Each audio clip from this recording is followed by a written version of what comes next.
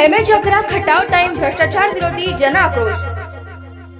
मायणी येथे तिसरी मेंढपाळ हक्क परिषद उत्साहात संपन्न। महाराष्ट्र व कर्नाटक राज्यातील मेंढपाळांच्या विविध प्रश्नांना न्याय मिळवून देण्यासाठी आयोजित करण्यात आलेली तिसरी मेंढपाळ हक्क परिषद मायणी येथील चांदणी चौकातील धनगर विठोबा मंगल कार्यालयात उत्साहात संपन्न झाली। उद्घाटन आणि अध्यक्षस्थान या कार्यक्रमाचे प्रास्ताविक प्रदेशाध्यक्ष प्राध्यापक चंद्रकांत हुलगे यांनी केले। उद्घाटन आमदार दिलीप येळगावकर, जिल्हा परिषद सदस्य संजय पाटील, रासपचे जिल्हाध्यक्ष मामू विरकर आणि युवा नेते सचिन गुदगे यांच्या हस्ते झाले। अध्यक्षस्थान ओबीसी नेते प्राध्यापक लक्ष्मणराव हाके यांनी भूषवले। कराड उत्तर विधानसभा मतदारसंघाचे आमदार मनोज घोरपडे आणि जत विधानसभा मतदारसंघाचे आमदार गोपीचंद पडळकर यांची प्रमुख उपस्थिती होती। पडळकर, मेंढपाळांचे प्रश्न राज्याच्या अर्थव्यवस्थेशी निगडीत। आमदार गोपीचंद पडळकर म्हणाले, मेंढपाळांचे प्रश्न हे केवळ समाजापुरते मर्यादित नाही, तर ते राज्याच्या अर्थव्यवस्थेशी निगडीत आहे। शासन दरबारी ठोस उपाययोजना व्हाव्यात यासाठी मी प्रयत्न करणार आहे। मुख्यमंत्री देवेंद्र फडणवीस यांच्याकडे लवकरच बैठक घेऊन मेंढपाळांना चराई हक्क मिळवून देण्यासाठी पाठपुरावा केला जाईल। महाराष्ट्रातील सर्व संघटना एकत्र आणून सरकारशी संवाद साधला जाईल। कृषी उत्पन्न बाजार समितीत मेंढपाळांना मतदानाचा अधिकार मिळावा ही मागणी कौतुकास्पद असून त्याचा गांभीर्याने विचार केला जाईल। प्राध्यापक लक्ष्मणराव हाके म्हणाले, मेंढपाळांचे प्रश्न गंभीर असून अलीकडे या परिषदेतून त्यांना वाचा मिळत आहे। हे प्रश्न सरकार दरबारी मांडण्यासाठी आम्ही ठोस लढा उभारणार आहोत। भविष्यातील बैठकींसाठी मला निमंत्रित करा, मी नक्की उपस्थित राहील।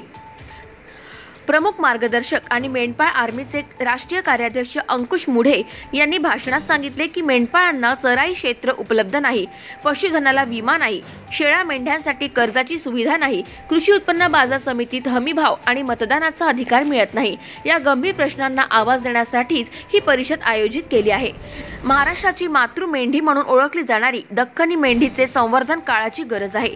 आदमापूर येथे दख्खनी मेंढी संवर्धन केंद्र स्थापन करणे आवश्यक आहे।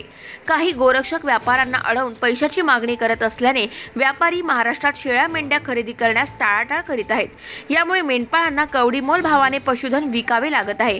अशा गोरक्षकांवर कठोर कारवाई व्हावी।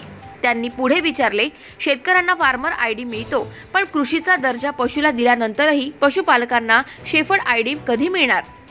तसेच शेळी मेंढी पशुधन विकासासाठी केंद्र पुरस्कृत आयोग स्थापन करावा। स्वागताध्यक्ष आणि राष्ट्रीय महासचिव नवनाथ गारळे म्हणाले की मेंढपाळांवरील हल्ले दिवसेंदिवस वाढत आहे। मेंढपाळ आर्मी त्यांचे संरक्षण करीत असली तरी शासनाने कठोर कायदा करणे आवश्यक आहे। माडग्याळ मेंढीला GI मानांकन मिळाले आहे, त्याच धर्तीवर गजित नृत्यालाही GI मानांकन मिळावे। तसेच माडग्याळ मेंढीची बीज बँक आटपाडी येथे स्थापन करावी। घोरपडे आणि येळगावकरांची ग्वाही आमदार मनोज घोरपडे म्हणाले, धनगर समाज प्रामाणिक आणि कष्टाळू आहे। या समाजाच्या न्याय हक्कासाठी मी सदैव कटिबद्ध आहे। तर आमदार दिलीप येळगावकर म्हणाले की मेंढपाळाच्या प्रश्नासाठी माझ्या राजकीय प्रवासात मी नेहमीच समाजाच्या पाठीशी खंबीरपणे उभा आहे। आयोजन आणि प्रतिसाद या परिषदेसाठी राष्ट्रीय महासचिव नवनाथ हनुमंतराव गारळे, प्रदेशाध्यक्ष प्राध्यापक चंद्रकांत हुलगे, जिल्हाध्यक्ष रमेश तांबे, तालुकाध्यक्ष गोरख यमगर, अर्जुन शेंडगे, प्रकाश जानकर, पै गणेश कचरे आणि गणेश घुटुकडे यांनी परिश्रम घेतले। या परिषदेला महाराष्ट्र आणि कर्नाटक राज्यातून हजारोंच्या संख्येने मेंढपाळ उपस्थित राहिले आणि या कार्यक्रमाला अभूतपूर्व प्रतिसाद दिला। यावेळी मेंढपाळ आर्मीचे प्रवक्ते दादासाहेब वाक्षे, कायदेशीर सल्लागार सुयश कदम, तालुकाध्यक्ष विकास जानकर, दादासो कोळपे, चंद्रकांत पोकळे, हनुमंत ढवाण, नवनाथ पोकळे, किसनराव सोनवलकर, महादेव शेळके, दत्तात्रय काळे, सागर हजारे, प्रमोद गावडे, सचिन शिंगाडे, नितीन कठरे, अण्णासाहेब काकडे, अण्णासाहेब मेटकरी, पांडुरंग म्हारगुडे, लक्ष्मण यमगर, संजू लंगू आदींसह मोठ्या संख्येने पदाधिकारी आणि कार्यकर्ते उपस्थित होते।